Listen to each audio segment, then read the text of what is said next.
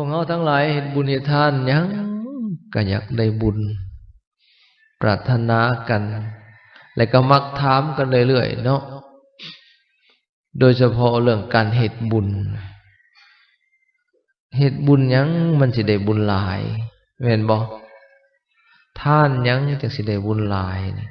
อันนี้มักถามกันหลายนะ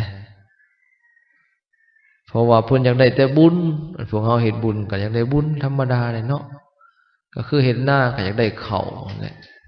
ค้าขายก็อยากได้กำไรอยากได้เงินคันเฮ็ดบุญก็อยากได้บุญหลายๆบุญมันสิหลายสิน้อยนะมันก็บ่แม่นว่าเอาแต่อันใดอันหนึ่งหรือเอาแต่วัตถุเป็นเครื่องวัดในการทำบุญมันต้องมีองค์ประกอบหลายๆอย่าง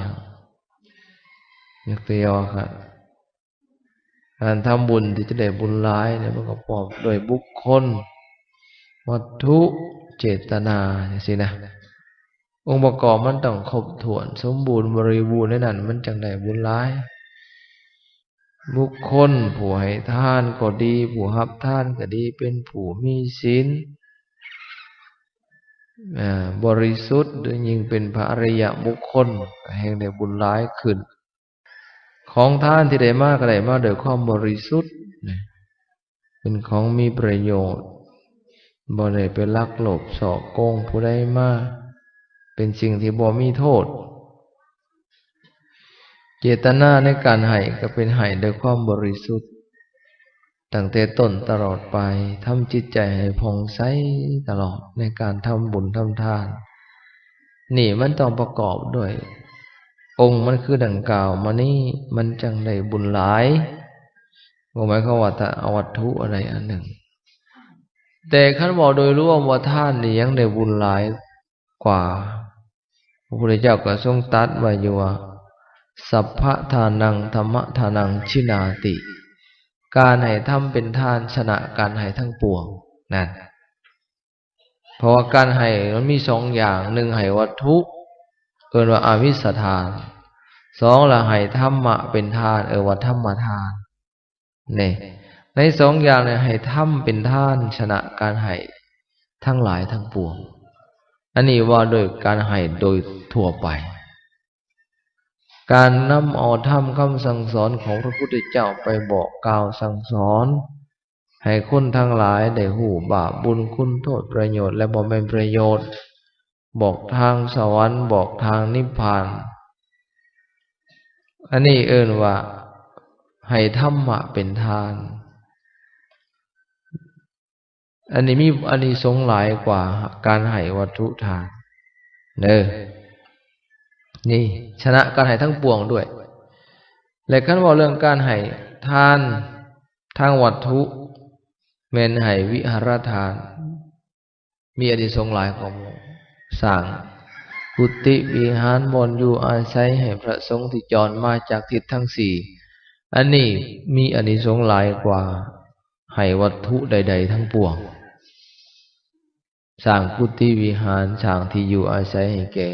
พระสงฆ์ที่มาจรมาจากจตุรทิศหรือทิศทั้งสี่มีอานิสงส์หลายฉะนั้นมื้อนี้สิเล่าเรื่องอะไรให้ฟังในเวลามาสูตรให้ฟังญาติโยมต้องอดฟังขอเอาตำรามาอ่านให้ฟังแน่เพราะคันบอกไป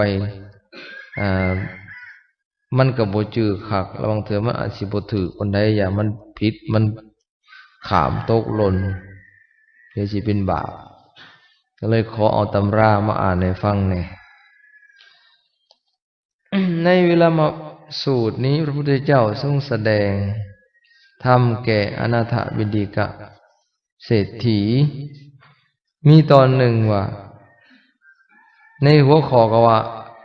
อานิสงส์ในการเจริญอนิจจสัญญาแต่มันมีลำดับของการทำบุญเนาะตั้งแต่การให้ทานไปจนถึงการเจริญภาวนาหามาฟังเบิ่งว่าอันใดสิมีอานิสงส์หลายกว่ากันเนาะมีเรื่องว่าสมัยหนึ่งพระผู้มีพระภาคเจ้าประทับอยู่ที่วัดเชตวันมหาวิหารอ ารามของอนาถบิณฑิกะเศรษฐีใกล้นครสาวัตถีข้างนั้นทานอนาถบิณฑิกะคฤหบดีหรือว่าเขายินกันเลยว่าทานอนาถบิณฑิกะเศรษฐีน่ะเขาไปเฝ้าพระผู้มีพระภาคเจ้าถึงที่ประทับถวายบังคมแล้วนั่งที่ควรส่วนข้างหนึ่งพระผู้มีพระภาคเจ้าได้ตรัสถามท่านอนาถบิณฑิกะขหบดีว่าดูก่อนคฤหบดีในตระกูลของทานยังให้ทานอยู่บ่ทานอนาถบิณฑิกะเศรษฐีก็กราบทูลว่าข้าแต่พระองค์ผู้เจริญในตระกูลของข้าพระองค์ยังให้ทานอยู่แต่ว่าทานนั้นเป็นของเศร้าหมองเป็นเข่าปลายมีน้ำพักเป็นที่สองว่าไงวะท่านเศรษฐีก็เขาน้อยยังให้ทานอยู่ในตระกูลเขาน้อยแต่ว่าทานเขาน้อยน่ะบ่คักแล้วมีแต่ต้มข้าวปลายกับน้ำพักดองต้มข้าวเปียกเอาข้าวปลายสำต้มพระพุทธเจ้าเลยตรัสตอบว่าดูก่อนคฤหบดีบุคคลให้ทานอันเศร้าหมองหรือปราณีตก็ตามแต่ให้ทานนั้นโดยบ่เคารพฟังคักเด้อบ่ทำความน้อมน้อมในการให้บ่ให้ด้วยมือตนเองให้ของที่เป็นเงินหรือว่าของที่เหลือบ่เชื่อกรรมและผลของกรรมแล้วให้ทานทานนั้นย่อมบังเกิดผลเมื่อไปเกิดในตระกูลใดในตระกูลนั้นๆจิตของผู้ให้ทานย่อมบ่น้อมไปเพื่อบริโภคอาหารอย่างดีย่อมบ่น้อมไปเพื่อบริโภคผ้าอย่างดีย่อมบ่น้อมไปเพื่อบริโภคญาณอย่างดีญาณหมายถึงพาหนะในการไปมายอมบ่น้อมไปเพื่อบริโภคกามคุณห้าอย่างดีว่าในไงว่ากามคุณห้าก็คือว่าได้รูปก็บ่ดีได้เสียงอันบ่ดีบ่งามบ่ม่วนได้กินอันบ่ดีได้รสอันบ่ดีได้สัมผัสอันบ่ดีแม่นบริวารชนผู้ให้ทานนั่นคือบุตรภรรยาทาสคนใช้คนทำงานกับบ่เสื่อฟังบ่เงี่ยงหูฟังทรงใจไปทางอื่นขอนั่นเพราะเหตุใดทางนี้เป็นเพราะผลแห่งกรรมที่ตนทำโดยบ่เคารพเห็นบ่ให้ทานโดยความบ่เคารพบ่นอบน้อมบ่ให้ทานโดยมือตนเอง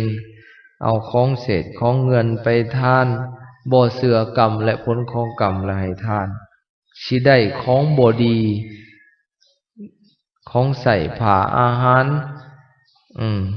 ญาณพาหนะบ่ดีมิตรบริวารมีบุตรภรรยาขาใส่กรรมกรก็บ่มักเชื่อฟังเป็นคนหรือบ่เงี่ยงหูฟังบ่ตั้งใจฟังนี่เห็นบ่ระวังได้เห็นบ่คุณสมบัติของผู้ให้ทานดูก่อนคฤหบดี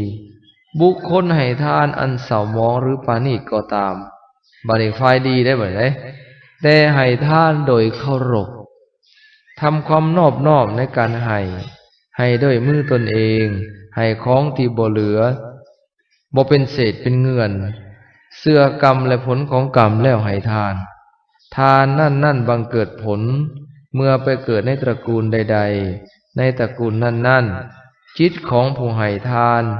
ยอมน้อมไปบริโภคอาหารอย่างดีบ่ยอมไปบริโภคผ้าอย่างดียอมน้อมไปเพื่อบริโภคญาณอย่างดียอมน้อมไปบริโภคกามคุณห้าคือรูปเสียงกลิ่นรสสัมผัสอย่างดีแม้นบริวารของผู้ให้ทานนั่นคือลูกเมียทาสคนใช้คนทำงานก็เชื่อฟังเงี่ยงหูฟังบ่ทรงใจไปทางอื่นขอนั่นเพราะเหตุใดทางนี้เป็นเพราะผลของกรรมที่ตนกระทำโดยความเคารพดูก่อนคฤหบดี เรื่องเคยมีมาแล้วนี่เพิ่นยกตัวอย่างได้บ่นี่ตัวอย่างเวลามาพราหมณ์แต่สมัยเพิ่นเป็นโพธิสัตว์เนาะมีพราหมณ์สื่อเวลามะพราหมณ์ผู้นั้นได้ให้ทานเป็นมหาทานอย่างนี้คือได้ให้ถาดค่ำเต็มไปด้วยรูปิยะ84,000 ถาด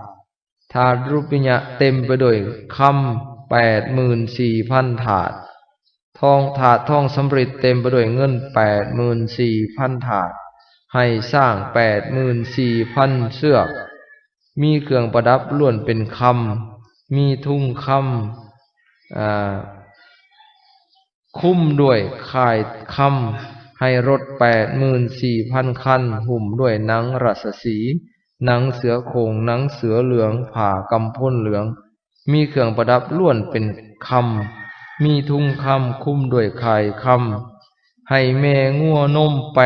84,000 ตัวมีน้ำนมไหลสะดวกให้ภาชนะเงินสำหรับห้อง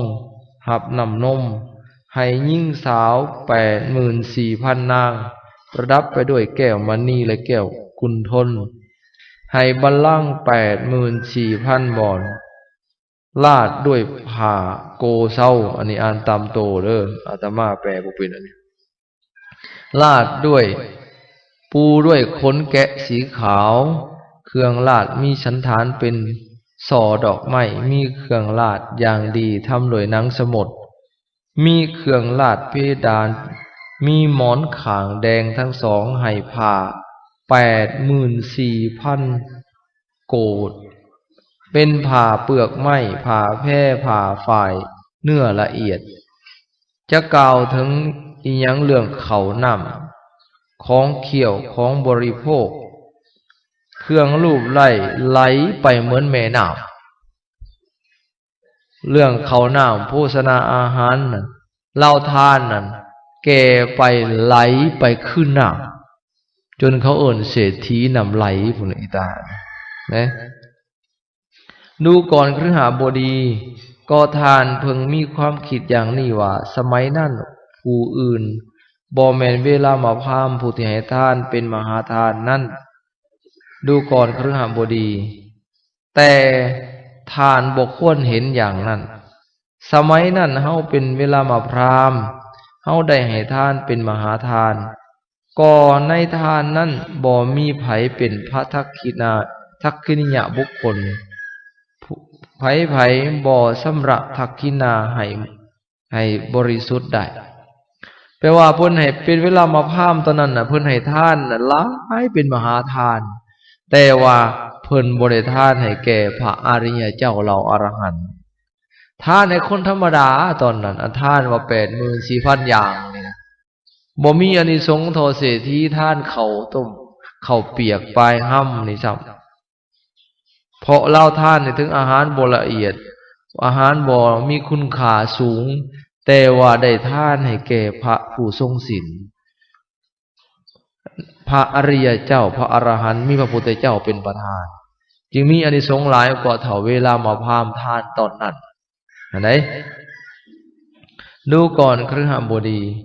ทานที่บุคคลเสื่อเซินทานผู้ถึงพร้อมด้วยทิฏฐิผู้เดียวบริโภค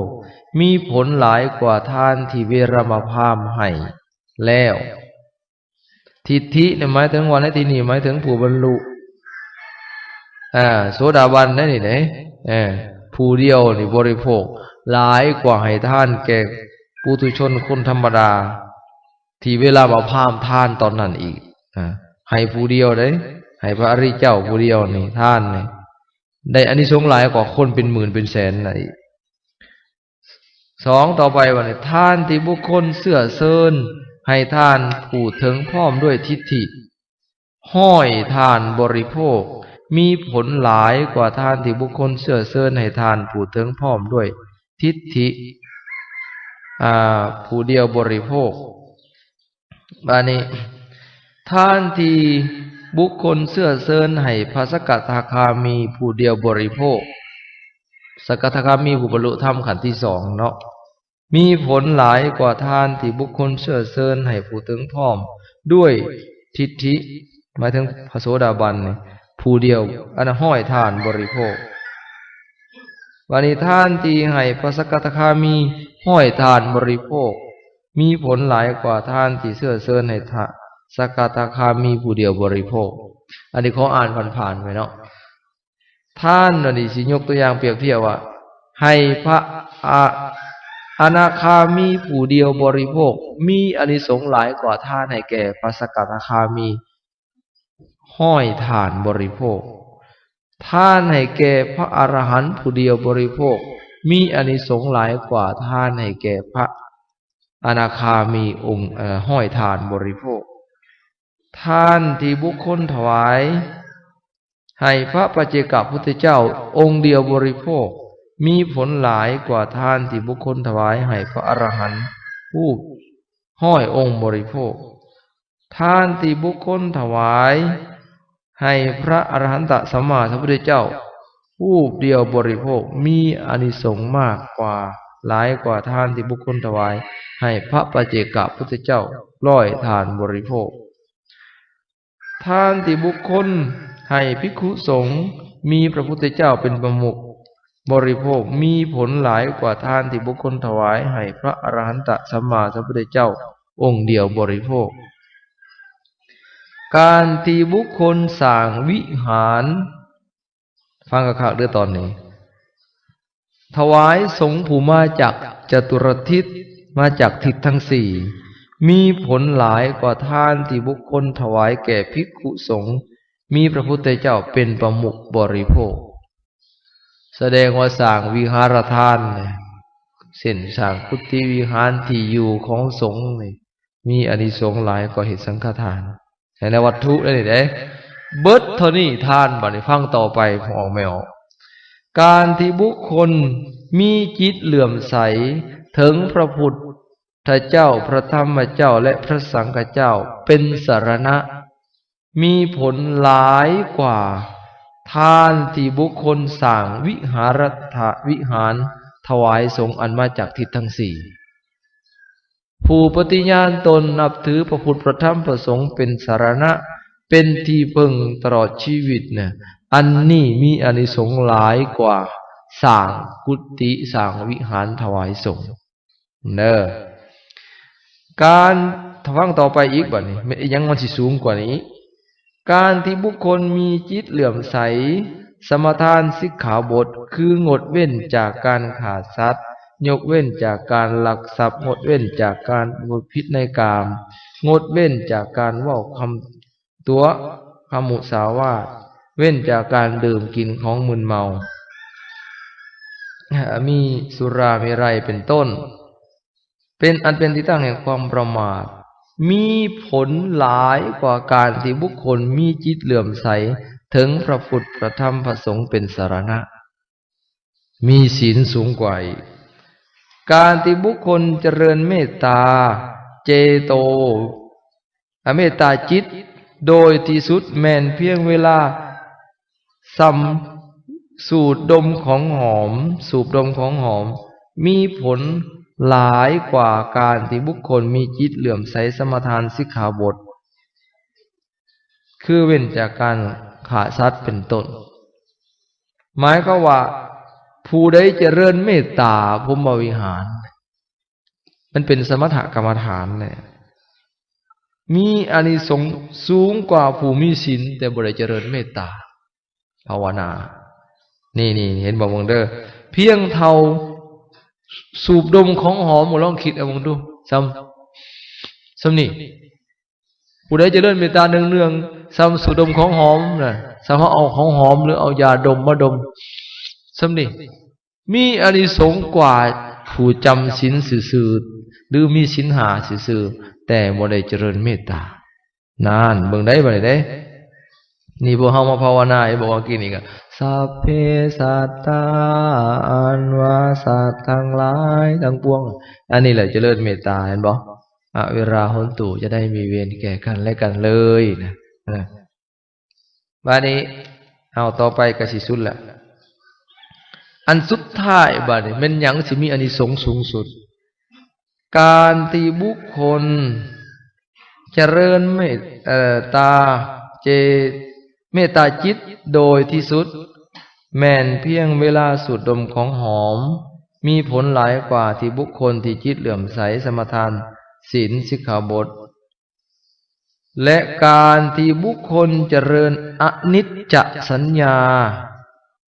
แม้นเพียงเวลาลัดดีดนิ้วมือนะเพื่อลัดนิ้วมือนี่มีผลหลายกว่าการที่บุคคลเจริญเมตตาจิตโดยที่สุดแม้นเพียงเวลาสูบดมของหอมเจริญอนิจจสัญญาอนิจจสัญญาหมายถึงอย่างหมายถึงกำหนดเห็นสิ่งทั้งหลายทั้งปวงเป็นของบ่เที่ยงเห็นเนาะอันนี้มันหมายถึงวิปัสสนากรรมฐานแล้วที่เขาว่าพิจารณาเห็นรูปนามกายใจเป็นไตรลักษณ์เป็นอนิจจังทุกขังอนัตตาเห็นสิ่งทั้งหลายทั้งปวงเป็นของบ่เที่ยงเป็นทุกข์บ่แม่นตัวตนของตนจนละความยึดมั่นถือมั่นในตัวเฮาในผู้อื่นในสิ่งทั้งหลายทั้งปวงบ่ยินดียินร้ายเห็นสิ่งทั้งหลายทั้งปวงเป็นของบ่เที่ยงอันนี้มีอานิสงส์สูงกว่าผู้เจริญเมตตาจิตบัดนี้เฮาสรุปได้แล้วว่าแม่นอีหยังมีอานิสงส์สูงกว่าหมู่กาแม่นการเจริญวิปัสสนากรรมฐานนั่นเองอยู่ไสทานไม่ออกต่ำสุดเป็นบ่เลี้ยวขึ้นลุม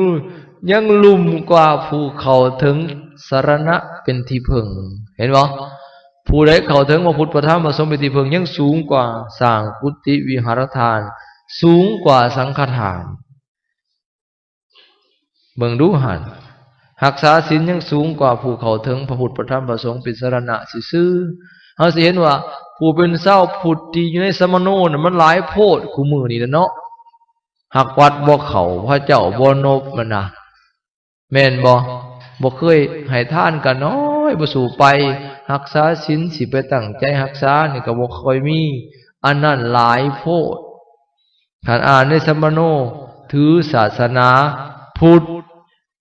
นบก็บ่เป็นไหวก็บ่เป็นนะโมตัสสะก็เราของบ่จบเซานั่นนะโมตัสสะภะคะวะโตอะระหะโตสัมมาสัมพุทธัสสะนั่นแหละนั่นแต่ก็ขวะหะโตบ่เอาไปนบก็บ่กล้าไปอยากอายจู่ๆจังจะกราบพระยังก็ปานฝากลาบอยู่จังหุ่นนั่นแหละอันนั้นแหละก็เอิ้นว่าเข้าถึงสรณะอ้างอยู่ว่าเป็นชาวพุทธแต่ว่าบ่ได้ไปทำบุญทำทานบ่ได้ไปรักษาศีลจังซั่นผู้รักษาศีลจึงมีอานิสงส์สูงกว่าเห็นบ่ถึงเข้าถึงพระพุทธพระธรรมเป็นที่พึ่งถึงเป็นชาวพุทธที่มีศีลด้วยและผู้เจริญเมตตาภาวนาฝึกสมาธิเพราะว่าคันเจริญเมตตานี่ก็เจริญอริมันสิได้ฮอดฌานพุ่นได้ฌานได้สมาบัติมันสิจิตสงบแล้วสามารถระงับข่มนิวรณ์ทั้ง5ได้ข่มกามข่มกิเลสได้ชั่วคราวก็ยังดีกว่าผู้บ่ข่มได้เลยบัดนี้การผู้เจริญอนิจจสัญญาเนี่ยเจริญวิปัสสนากรรมฐานนี่มันเป็นไปเพื่อสิละกิเลสตัณหาสิเป็นไปเพื่อมรรคผลนิพพานละกิเลสละอิริละกิเลสจนถอนความยินดีความพอใจในสิ่งทั้งหลายทั้งปวงได้ในรูปในนามในธาตุในขันธ์ได้จนบ่หลงยึดถือว่าเป็นตัวเฮาของเฮาอันนั้นน่ะมันเป็นไปเพื่อมรรคผลนิพพานเป็นไปเพื่อความดับทุกข์คันดับทุกข์ได้มันก็สุดยอดแหละแม่นบ่บรรลุนิพพานที่เฮาเว้านะมันก็อันนั้นแหละเป็นอานิสงส์สูงสุดในการที่เฮาเอิ้นว่าทำบุญทั้งปวงในการปฏิบัติธรรมในการประพฤติธรรมทั้งปวงหั่นแต่ส่วนใหญ่เนี่ยพวกเฮาละมักว่าก็เฮ็ดบุญหยังได้บุญหลายอันเฮาอยาก